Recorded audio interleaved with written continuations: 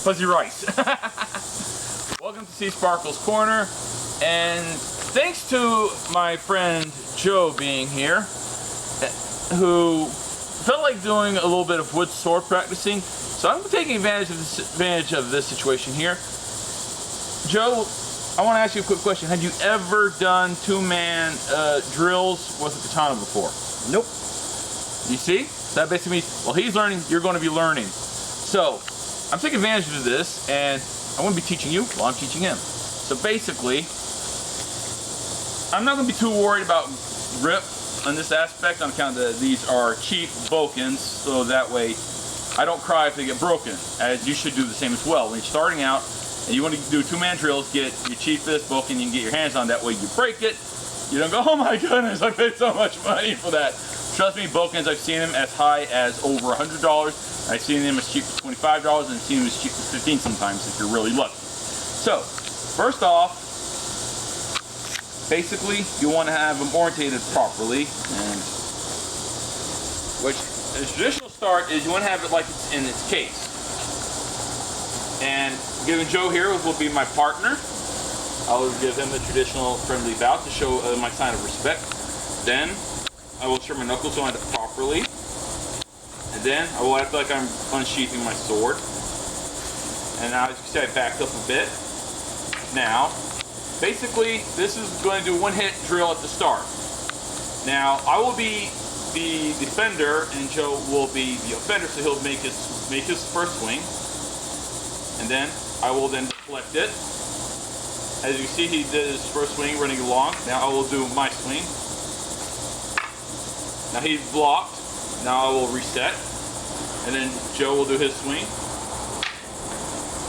Now we'll go to two-hit.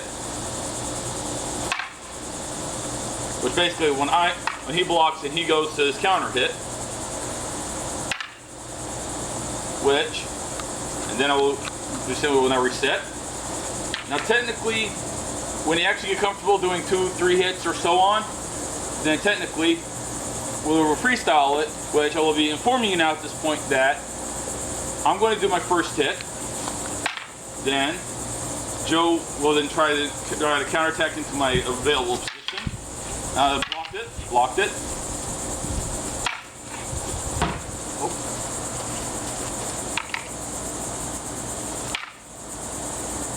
Now when you're doing combat practice, we'll now do a little bit of combat practice. When you're doing combat practice, let's say for the sake of argument, I'm coming down from an overhead chunk cut, and then Joe then resets to go into my available position as I'm going into here. Because technically, in katana practicing, as Joe's standing like this, if I'm coming in like this, technically this point would be the end, because if this is real combat, which would be a lot quicker, you were in this block here. Okay? If this is real combat, we'd be going a lot quicker. So technically, that would be contacted with flesh if this was real combat. So technically, that would be reset because that would count as a hit. Which then, when you're resetting, you would then go back to your choice of stance. In this case, Chinese style. I'm going to a little more aggressive stance.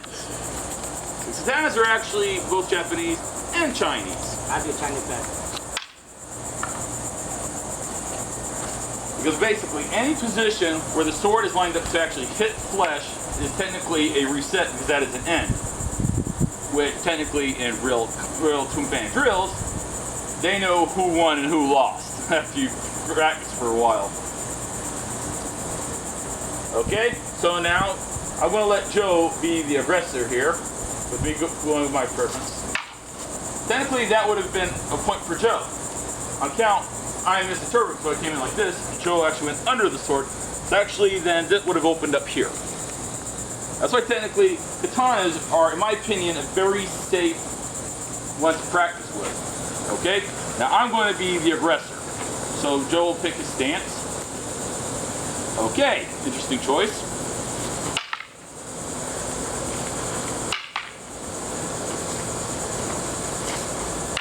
Okay, technically Joe would have, hold on a second, so you came in like this, so it's coming down like this, so technically you have got me here and I would have got your hands off. Match point. So that technically, that would have been a draw. Because any cut in any aspect be it your knuckles or your shoulder, Dang. any part of you that would get cut in real combat, technically means that the one who doesn't cut, and if he doesn't get cut, he will get the point. So it's kind of more spiritual aspect. I want to go with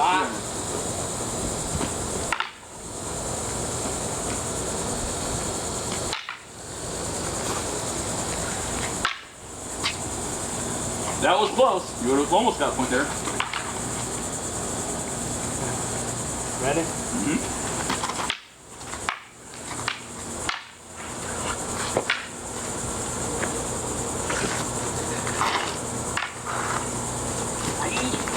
That's the point.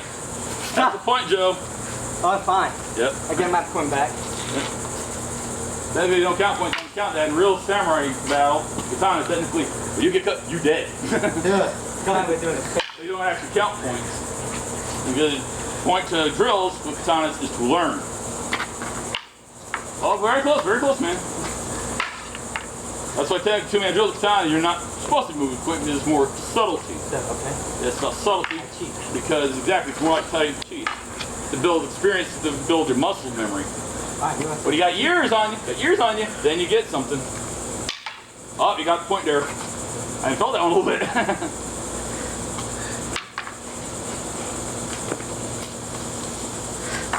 Back at the point, it's good. Look at your fingers. Alright. Plus it's helps you practice different stances.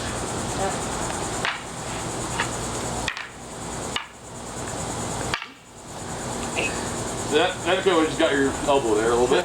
Got your finger. Yep.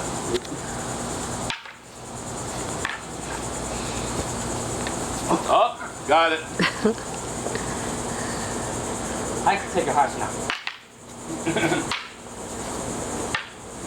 Bit unpredictable there. Okay.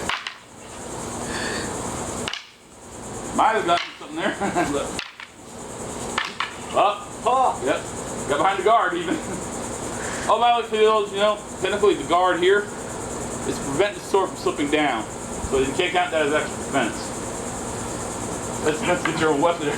That was unexpected. Cheater. I cheated. Oh, Sorry. that's cool. That's why you're not supposed to go.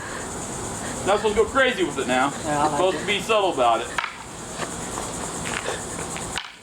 Oh. Yep. See? That's what two-man drills is about. It's about subtlety. It's about not rushing. But the thing is, when you're starting out, you're learning. You might get a little carried away. You might get a few little bruises, but it's no big. See, Joe? This two-man drills with Boken's not bad, is it? No. Next time I can teach you stick fighting. Yeah. Stick fighting is a little bit different. But in my opinion, this is actually pretty safe when you're starting out with swords because you're not supposed to go crazy with it. Like Joe's getting a bit carried away there. He was having fun. Hey, I like sword. Yep. Hi. Yep. Thank you for watching. And take your preference in wood, push it into that like button. And you want to see our random who knows what we'll end up doing videos, give that subscribe button a little bit of love. Don't get too personal with it now. It gets a lot of friends. As always, peace out.